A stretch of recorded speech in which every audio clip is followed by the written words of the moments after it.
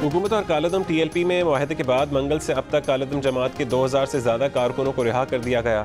कालादम तंजीम के सरबराह साद रिजवी का मामला कल तक के लिए टल गया। लाहौर हाई कोर्ट में साद रिजवी की नज़रबंदी के खिलाफ दरख्वास्त की समाअत। अदालत दरख्वास्त के काबिल समाअत होने पर गैर मुतमईन। दरख्वास्त गुजार ने दलाइल के लिए मोहलत मांग ली। मजीद समाअत कल तक मुलतवी। कालादम TLP के कारकुन छठे रोज़ भी वज़ीराबाद पार्क में मौजूद। वज़ीराबाद और गुजरात के दरमियान दरियाए चनाब के पुल पर GT रोड छठे रोज़ भी बंद। रावलपिंडी से लाहौर जाने वाली ट्रेनों का रूट और GT रोड पर इस्लामाबाद से गुजरात तक ट्रैफिक रवाना।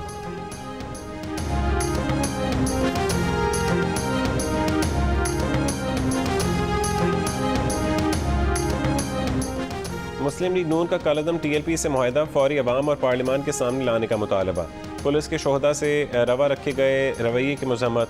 तर्जुमान नून लीग मरीम औरंगजेब ने कहा है कि छुप छुपा कर पिछले दरवाज़ों से किए गए मुआहदे कौमी सलामती के लिए ख़तरा और अवाम से धोखा हैं। पुलिस अवाम के लिए पहली लाइन ऑफ डिफेंस है। 4 दिन हुकूमत की ज़बान दराजी और मुतज़ाद बयानात की वजह से यह खमियाजा भुगतना पड़ा।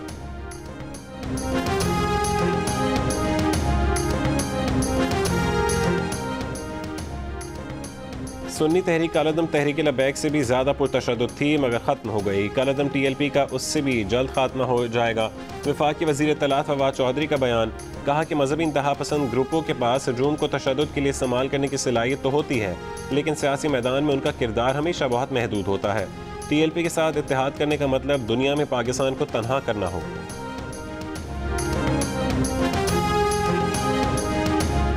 कालादम TLP और सुन्नी तहरीक का फवाद चौधरी के बयान पर रद्द-ए-अमल। वज़ीर आज़म से नोटिस लेने का मुतालबा। तर्जुमान TLP ने कहा कि वज़ीर आज़म देखें कि फवाद चौधरी किसके एजेंडे पर काम कर रहे हैं। तर्जुमान सुन्नी तहरीक ने कहा कि वफाकी वज़ीर फवाद चौधरी का बयान इंतशार फैलाने के मुतरादिफ है।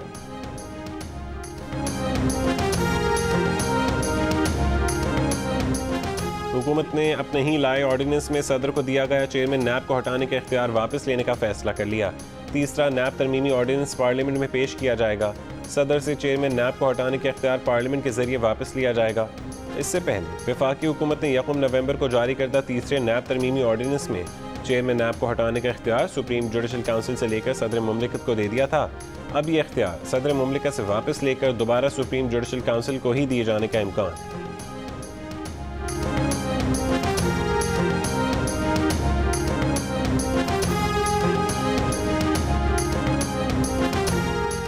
वज़ीर-ए-आज़म इमरान खान से मुलाकात में इत्तेहादियों ने इलेक्ट्रॉनिक वोटिंग मशीन पर एतमाद में ना लेने का मामला उठा दिया।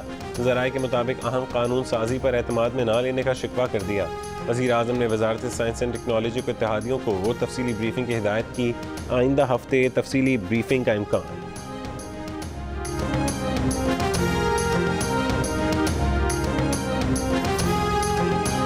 अपोजिशन लीडर शहबाज शरीफ ने वज़ीर-ए-आज़म इमरान खान को निशाने पर ले लिया। कहा वफाकी वज़रा को इमरान खान की हिदायत इलेक्शन कमीशन पर बराह रास्त हमला है। इमरान खान ने काबीना रकीन को हिदायत की है कि वो तौहीन अदालत के मुर्तकिब 2 वज़रा की हिमायत करें। इमरान खान एक ऐसे मौके पर इलेक्शन कमीशन को निशाना बना रहे हैं जब मुल्क दाखिली और खारजी मसाइल में घिरा हुआ है। धौंस से और हरासा करके इदारों को झुकाने की इजाज़त नहीं दी जा सकती।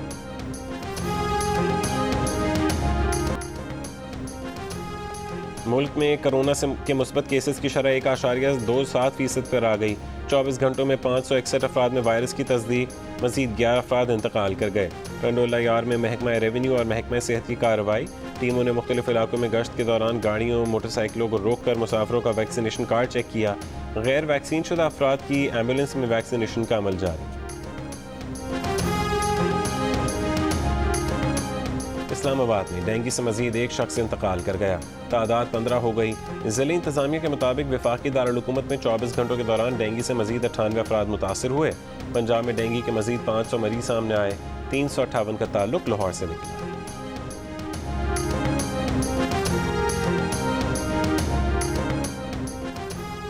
खैबर पख्तूनख्वा के महकमा जंगलात का टिम्बर का कारोबार चल रहा है। घरों में डिलीवरी पहुंच जाती है। शजरकारी से मुतालिक केस की समाअत में चीफ जस्टिस पाकिस्तान सेक्रेटरी जंगलात की गैर हाजिरी पर बरहम।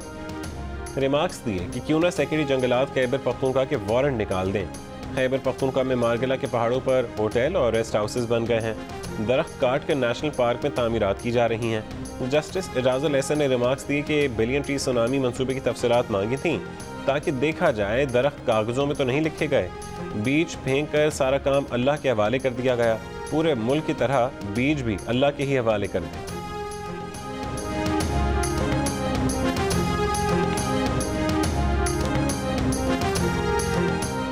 इस्लामाबाद की अदालत में नूर मुकद्दम कत्ल केस की समाअत। मरकजी मुलजिम ज़ाहिर जाफर की पुलिस के साथ धक्कम पेल। मुलजिम कमरा अदालत में मुसलसल नाजेबा ज़बान इस्तेमाल करता रहा। जज का मुलजिम को अदालत से बाहर ले जाने का हुक्म। मुलजिम ने पुलिस एहलकार को गिरबान से पकड़ लिया। पुलिस ज़बरदस्ती मुलजिम को हवालात लेकर चली। लाहौर के फोर्टिस स्टेडियम में तीसरे इंटरनेशनल पेसेस कॉम्पिटिशन की इफ्तिताही तकरीब। इराक, उर्दन, फ़लस्तीन, श्रीलंका, मुत्तहिदा अरब अमारात और उज़्बेकिस्तान के खिलाड़ियों समेत 101 बैनुल-अक़वामी खिलाड़ी शरीक हुए। पेसेस कॉम्पिटिशन कौमी और बैनुल-अक़वामी फ़ौजी टीमों के दरमियान होने वाले सख्त तरीन मुकाबलों में से एक है।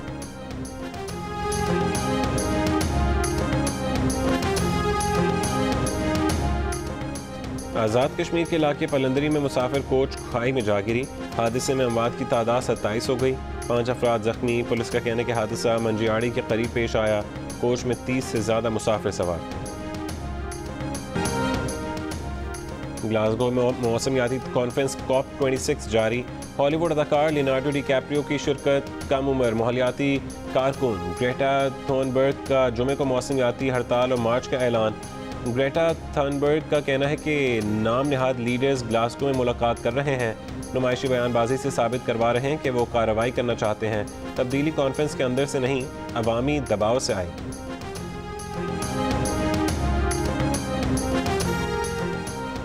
वज़ीर-ए-आज़म के मुशीर बराए माहौलियाती तब्दीली मलिक अमीन असलम की स्कॉटलैंड में अमरीकी सदर जो बाइडन से मुलाकात। एक बयान में कहा कि सदर बाइडन से बातचीत करके खुशी हुई। उन्होंने ग्लोबल मीथेन प्लेज मुआहदे में पाकिस्तान के पहले एशियाई मुल्क की हैसियत से शमूलियत पर वज़ीर-ए-आज़म इमरान खान का शुक्रिया अदा किया।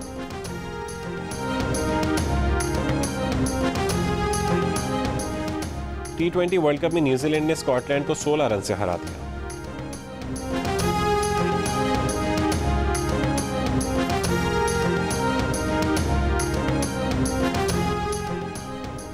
जियो न्यूज़ के प्रोग्राम जश्न क्रिकेट में अदाकारा मरियम नफीस बनी मेहमान। सेगमेंट 500 के दौर में सहर खान को शिकस्त देने की कोशिश नाकाम। मरियम नफीस सहर खान के 451 के जवाब में 450 पॉइंट स्कोर कर सकीं। प्रोग्राम में बातचीत करते हुए शोएब अख्तर ने कहा कि भारत के पास अब सेमीफाइनल में जाने का चांस बाकी है। मुश्ताक अहमद ने कहा कि मोहम्मद नबी की खराब कप्तानी की वजह से इंडिया ने 20-30 रन ज़्यादा बनाए। इंज़मामुल हक बोले कि अफगानिस्तान अपनी काबिलियत के मुताबिक नहीं खेला। और बुलबुल सहरा रेशमा को मद्दाहों से बिछड़े 8 बरस बीत गए। रेशमा के गाए गीत सुनने वालों की समातों में आज भी रस घोल रहे हैं।